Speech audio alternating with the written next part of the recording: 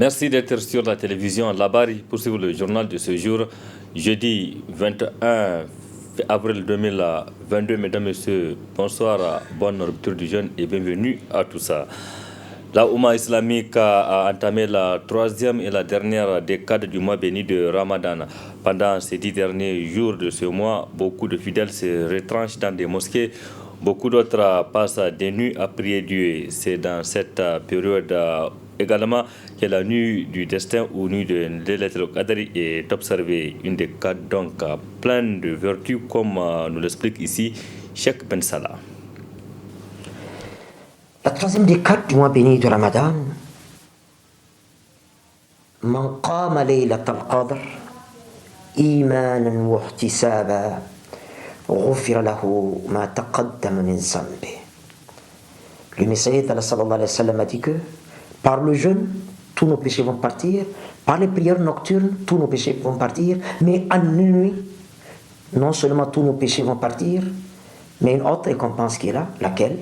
Un jour, par rapport à Laylatul Qadr, qui est à rechercher dans les nuits impaires de la dernière décade du mois béni de Ramadan, un jour, disais-je, on vient annoncer au messager d'Allah sallallahu alayhi wa sallam qu'un homme de Bani Israël, c'est-à-dire parmi les descendants de Yaqub alayhi salam, a passé 1000 mois de sa vie, pendant lesquels les journées, il est à jeun, ou sur le terrain du jihad, le sabre au clair, tuant et prêt à se faire tuer pour faire plaisir à Allah. Les nuits, il est en prière, en réflexion, en prosternation, en pleurs, pour s'élever vers le sublime, Allah subhanahu wa ta'ala.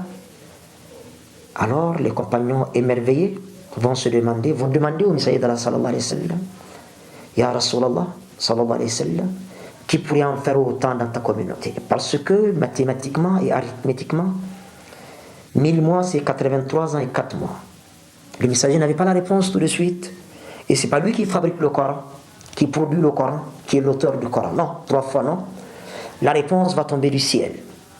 Au-delà de ces cieux, Allah va s'adresser à Muhammad sallallahu alayhi wa sallam et à travers lui à l'humanité tout entière. Bismillahirrahmanirrahim. Inna anzalnahu fi laylatil qadr. Wa ma adraka ma laylatul qadr. Laylatul qadri khayrun min alfi shahr. Nous, pluriel de la sainteté divine, c'est Allah qui parle. Nous l'avons certes révélé ce Coran pendant la nuit du Qadr. Qui pourra te dire, ya Muhammad, ce qu'est Laylatul Qadr, ce que vaut Laylatul Qadr? Allah va trancher. Laylatul Qadri khayrun min alfi shahr. La seule nuit de Qadr, en termes de récompense, selon la volonté d'Allah subhanahu wa ta'ala, vaut mieux que ces 1000 mois que cet homme de Béni Israël a passé les nuits en prière et les jours à jeûn sur le terrain du djihad, que ces 1000 mois que cet homme de Béni Israël a consacré exclusivement au culte du Très-Haut. Alors, chers fidèles, profitez donc de ces 10 derniers jours de ce mois béni de Ramadan pour bénéficier de la clémence de Dieu. L'ambassadeur du Pakistan au Niger au chevet des populations de la commune rurale de Namaro, c'est dans la région de Tillabéri, Ali Sioué a mis à la disposition de ces populations un don de vivre, une façon pour lui donc de les accompagner dans ce mois béni de Ramadan. Le diplomate pakistan a fait le déplacement de Namaro ce jour pour aller voir de plus près la distribution de ces vivres. Voyons tout cela avec nos reporters Hamza Sakou et Sadou Doumi. Hommes et femmes sortis massivement de tous les coins et recoins du village de Namaro pour accueillir la délégation du chef de la diplomatie pakistanaise au Niger. Il s'agit d'une visite accompagnée d'un don de 2,5 tonnes de riz au profit de la population de Namaro en cette période de Ramadan. The month of Ramadan, normally Muslims help each other.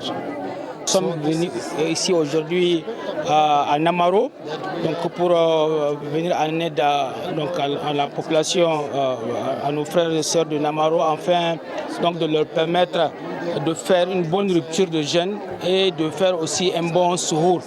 Et donc ce serait une occasion donc, pour nous de prier ensemble et pour la population de prier donc, pour le Pakistan et de prier pour le bien-être de la population du Niger également. Le Premier ministre du Niger a également lancé un appel aux pays amis et frères donc, pour venir en aide à la population du Niger face aux risques donc, de sécheresse. Et donc le même esprit, donc, nous avons répondu positivement et le gouvernement du Pakistan a également accepté l'appel que le Premier ministre a lancé et nous avons dans le même ordre d'idées donc accepté l'approche que le chef de canton a menée et c'est pour cela que nous sommes venus donc, pour apporter notre aide à la population de Namaro. Good deeds in the month of Ramadan. Au nom des bénéficiaires, l'honorable chef de canton de Namaro a remercié le généreux donateur pour ce don combien important. Je voudrais commencer par remercier son Excellence, l'ambassadeur du Pakistan au Niger, qui a bien voulu nous honorer en faisant lui-même le déplacement personnellement, sans envoyer une délégation, pour venir apporter ce grand cadeau aux populations de Namaro. À travers ma voix, celle de tous les ressortissants de Namaro, au Niger comme ailleurs, se joignent à moi pour dire grand merci à l'ambassadeur, mais merci aussi au peuple pakistanais qui, à travers leurs aides multiformes, apportent leur concours aux populations de Mini. Aujourd'hui, ils ont pensé à Namaro, qu'Allah leur rétribue de la manière dont lui seul a le secret. Spécialement que nous sommes dans le mois béni de Ramadan et encore dans les 10 derniers jours de Ramadan et qu'ils ont pensé à apporter de la nourriture à mes populations. Encore une fois, que Dieu bénisse le Pakistan, que Dieu bénisse l'ambassadeur du Pakistan au Niger, qu'Allah apporte la paix au Pakistan et à tous les musulmans dans le monde dans ce mois de Ramadan, dans ces 10 derniers jours du mois de Ramadan et aussi dans les jours à venir. Ahmed Ali Sirowe ne s'est pas arrêté seulement à ce don. Il a aussi visité le centre de santé intégré de Namaro et l'école franco-arabe Namaro 2 pour s'enquérir de l'état de ses infrastructures afin d'apporter sa contribution. Merci Hamza Sakou. À l'occasion toujours de ce mois béni de Ramadan, le consortium des agences de voyage Hambali Voyage et Soki Voyage organise une Oumara Ramadan. Actuellement, 200 pèlerins convoyés par ces agences, donc des pèlerins nigériens, séjournent en Terre Sainte où ils effectueront les différents rites de la Oumara. Après Médine, ces pèlerins se trouvent présentement à la Mecque, nous précise notre confrère dans cet élément. Comme d'habitude, les pèlerins du consortium fondé par Saouki et Hambali Voyage sont assistés par les premiers responsables à l'aéroport international Diori Hamani de Niamey. L'honorable Bachir Harouna Hambali et Cheikh Abbas Ibrahim veillent au grain pour que tout se passe bien. Après une escale à Addis Abeba en Éthiopie, les pèlerins arrivent à l'aéroport de Jeddah, bagages en main.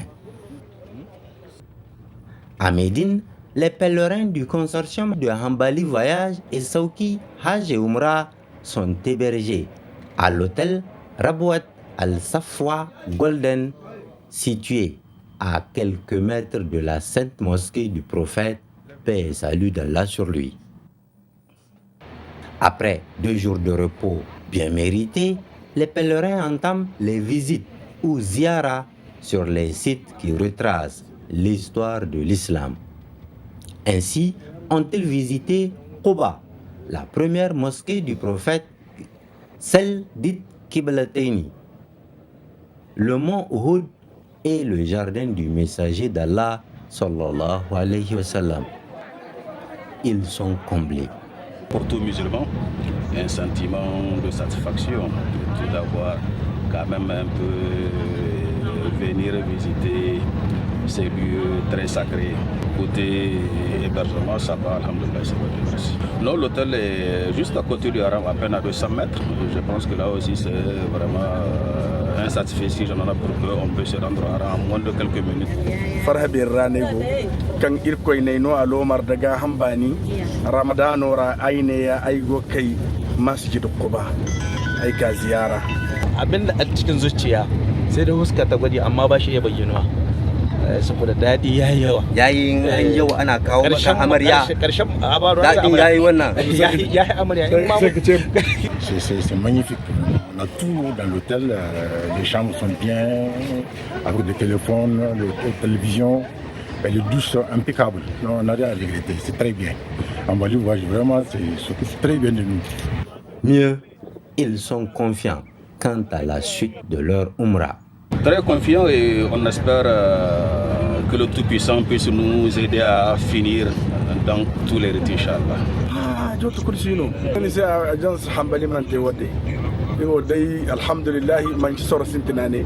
Quand il y a Hambali voyage, wallahi, hay kurkanci sale da sajo yankulu Hambali agence voyage bogate. Les pèlerins du consortium Hambali Saouki n'ont pas oublié leur pays, le Niger, dans les prières. On a prié pour le Niger et puis la paix, tout ça là, on a demandé vraiment à tout le monde de prier pour le Niger. Ces pèlerins ont la chance de participer à la toute première Umrah Ramadan post-Covid-19. En tout cas, la levée des restrictions imposées à cause de la pandémie est vécue ici comme un grand soulagement. Depuis quelque temps, Médine vibre au rythme d'un nombre impressionnant de fidèles musulmans venus de tous les coins du monde. Bonne Oumara donc à ces pèlerins. Retour ici à Niamey. Demain, vendredi, les députés nationaux seront face à leur responsabilité. En tout cas, la nation a les yeux rivés vers l'hémicycle où les élus nationaux vont décider ou rejeter le redéploiement des militaires étrangers au Niger, notamment ceux de l'opération Barkhane et Takuba. Le gouvernement a en effet soumis aux députés nationaux pour examen et vote les textes modifiant et complétant l'axe 1 de la déclaration de politique générale du gouvernement DPG, un sujet qui a intéressé Ismaël Moumouni.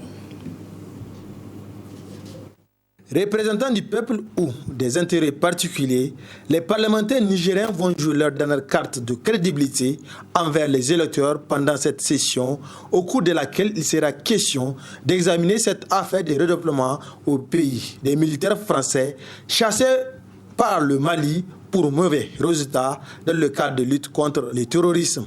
Venir à bout des terroristes est la raison pour laquelle les autorités d'avant ont fait recours à ces militaires de la France compte tenu de leurs moyens logistiques.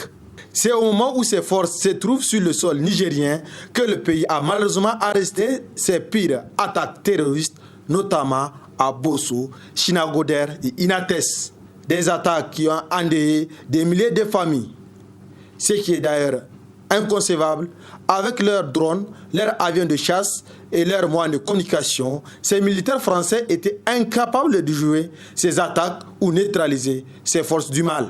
Ces militaires français font tout sauf à quoi l'État nigérien a fait appel à eux, surtout quand les bandits armés non étatiques continuent à faire des attaques, donc leur présence n'a rien servi, en tout cas pas pour le peuple nigérien qui continue de compter ses morts. Situation à laquelle toutes les couches socio-professionnelles demandent tout simplement leur départ. Si le peuple nigérien dit qu'il ne veut pas de la force militaire étrangère, notamment celle de la France, alors pourquoi le politique veut coûte que coûte augmenter le nombre de militaires français sur le sol nigérien? Nos autorités sont-elles sous pression vis-à-vis de l'ancien colonisateur? Sommes-nous en face de dirigeants dirigés ou s'en foutent-ils éperdument du choix du peuple qu'ils dirigent? En tout cas, les Nigérians, dans leur écrasante majorité, ne veulent plus voir ces militaires français qui ont montré leurs limites dans le cadre de lutte contre le terrorisme sur le territoire nigérien. Le rapport entre le peuple nigérien et les militaires français est encore plus exacerbé avec cette tuerie de 3 jeunes Nigériens à Terra pour avoir empêché le convoi français de se rendre au Mali en novembre dernier. Environ 900 militaires français se bronzent sur le territoire nigérien. Pourquoi nous envoyer encore d'autres vacanciers alors qu'on a besoin juste d'un appui logistique car les Nigériens croient fermement à leur armée et ne demandent que des moyens pour venir à bout de ces terroristes. Monsieur Emmanuel Macron, pourquoi ne pas envoyer vos militaires pour soutenir votre allié l'Ukraine qui est en guerre avec la Russie et que d'ailleurs le président Zelensky en a fait la demande? Pourquoi vous voulez rester au Niger en parlant de redéploiement de vos militaires? On peut donc comprendre aisément que c'est une question d'intérêt et que vous voulez mettre en pratique la volonté d'un de vos prédécesseurs qui a ouvertement dit « La France n'a pas d'amis mais que des intérêts ». Député nigérien, lorsque vous recevez cette proposition de loi sur le redéploiement des militaires français, serez-vous à la solde du colonisateur ou du peuple nigérien qui vous ont mandaté? L'Assemblée nationale est-elle temple de démocratie ou un lieu de rassemblement d'ennemis du peuple? En tout cas, votre position envers cette loi, confirmant votre statut d'élu national ou statut de marionnette, c'est-à-dire des valets locaux à la solde du colon. Oui, c'est mal, Moumoune. Depuis l'annonce de la volonté des autorités d'autoriser le redéploiement des soldats français du Mali vers le Niger, des voix se sont élevées pour contester la décision et des organisations de la société civile nigérienne aussi ont exprimé leur ferme opposition par rapport à cette décision. Si réellement c'est dans l'intérêt du pays, ces structures de la société civile demandent de soumettre la question à l'appréciation de la population à travers le référendum. Un avis partagé d'ailleurs par le Cercle indépendant de réflexion et d'action citoyenne CIRAC qui a rendu public ce matin une déclaration pour dégager sa position sur ce sujet. Retrouvons Ismaël Moumouni. Le projet de modification de la déclaration de politique générale du gouvernement, DPG, au centre de cette sortie médiatique du cadre indépendant de réflexion et d'action citoyenne, CIRAC, après avoir relaté que le DPG n'est pas une loi, mais plutôt qu'un simple discours où sont exposées les grandes orientations du programme du gouvernement, le CIRAC, sur le déploiement des forces européennes au Niger, rappelle au gouvernement que vu l'extrême importance de la question et ses implications directes sur la paix et la sécurité au Niger, ainsi que sur la stabilité régionale, il serait plus judicieux de la soumettre à une consultation directe du peuple par voie du référendum. Que si malgré tout, le gouvernement décide de passer outre, la question doit être soumise à l'Assemblée nationale sous forme d'un vote de défiance conformément aux dispositions des articles suivants de la Constitution. Article 107, sur le vote d'une motion de censure. Article 120, traitant de la conformité des traités et accords internationaux à la Constitution. Article 169, sur les traités de défense et de paix.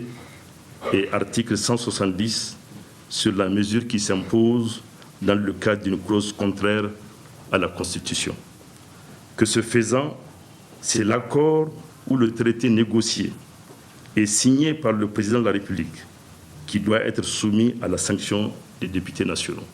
Sur cette question d'intérêt national, le CIRAC en appelle à la mobilisation du peuple nigérien. Vu l'importance de la question sur l'avenir du Niger, en tant que pays indépendant et souverain, une mobilisation générale est indispensable pour amener les pouvoirs publics à être prudents et à mettre les intérêts du Niger au-dessus de toute autre considération. Nous devons tous ensemble nous mobiliser pour la sauvegarde de l'indépendance de notre territoire national que nous ont légué nos ancêtres, assurer la paix et la sécurité, œuvrer pour la prospérité des générations présentes et futures. Nous en appelons donc à la société civile pour son rôle d'éveil et de veille, à tous les citoyens pour leur mobilisation responsable et engagée. Le Niger que nous voulons pour nous et pour les générations futures est un Niger de paix, de progrès et de justice, un Niger libre, souverain, indépendant et indivisible. Le CIRAC interpelle le président de la République, le Premier ministre, les députés nationaux et les membres du gouvernement quant à leur devoir de respecter et de faire respecter la Constitution, quant à leur responsabilité face à l'histoire en rapport avec le redéploiement des forces étrangères sur le sol national. Merci Semal Moumouni. Autre aspect de cette édition, ouverture ce matin d'un atelier de formation Des membres de la coalition ASSO EPT Niger et des structures alliées sur le cadrage juridique des organisations de la société civile nigérienne. Cette session qui durera 3 jours est organisée par la coalition nigérienne pour une éducation de qualité pour tous ASSO EPT Niger. Faisons le point avec Nafissa Zakou et Halidou Bourema. C'est conscient de la nécessité d'impliquer toutes les couches sociales pour garantir un développement harmonieux et assurer une justice sociale avec les organisations de certains groupes de jeunes filles et garçons, des femmes et des organisations de personnes handicapées que la coalition nigérienne pour une éducation de qualité pour tous, ASSO EPT Niger, organise la présente session de renforcement des capacités à l'endroit des membres de la coalition ASSO EPT et structures alliées sur la dimension juridique du droit à l'éducation. ASSO EPT, depuis 2020, et à travers le Fonds éducation à haute voix, a créé un cadre d'échange et une synergie d'action avec ces organisations en vue d'un plaidoyer efficace en faveur de politiques éducatives inclusives et sensibles au genre. Des actions de renforcement des capacités des membres de ces organisations ont été initiées sur plusieurs thématiques, dont le plaidoyer lobbying, l'analyse des politiques éducatives, le cadre juridique des ONG et associations. Comme vous le savez, cette année, le gouvernement a pris un nouveau décret numéro 2022-182 du 24 février 2022 portant modalité de l'application de l'article 20.1 de la loi 91-006 du 20 mai 1991, modifiant et complétant l'ordonnance 84-6 du 1er mars 1984 portant régime des associations. Il est important pour nous en tant que coalition de vous informer et surtout de s'adapter aux nouvelles exigences de la loi afin de mieux cadrer nos interventions sur le terrain. Cet atelier de formation des membres de la coalition ASSO EPT et alliés vise plusieurs objectifs afin de garantir au mieux la prise en compte des besoins des groupes discriminés dans l'offre des services sociaux de base dont l'éducation. La présente rencontre vise à contribuer au renforcement des capacités des membres de la coalition et des structures alliées sur les normes réglementaires et juridiques qui régissent les ONG et associations au Niger. De manière spécifique, cette session vise de se familiariser sur le principe du cadrage juridique des ONG et associations au Niger, de renforcer les capacités des structures partenaires sur le décret numéro 2022-182 PRN, ministère de l'Aménagement du Territoire du 24 février 2022.